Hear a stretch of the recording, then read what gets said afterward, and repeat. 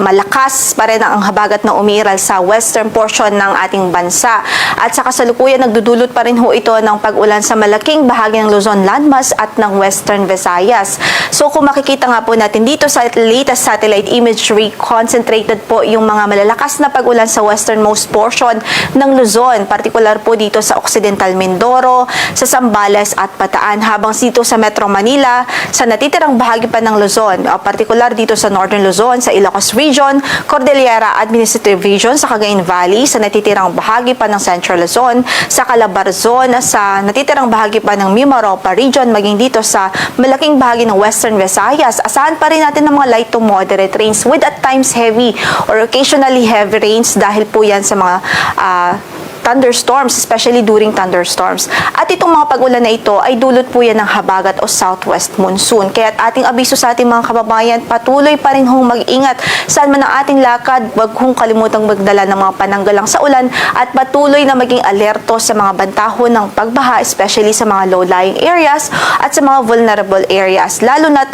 doon sa mga lugar kung saan ay saturated na po ang lupa dahil sa halos tuloy-tuloy na mga pag-ulan. Patuloy natin silang pinag-iingat at maging alerto po tayo at maging vigilant. Sa ngayon, wala po tayong bagyo na minomonitor sa loob ng ating area of responsibility. But sa paligid po ng ating par, meron tayong mga cyclones o mga circulations na minomonitor and we're still closely monitoring them.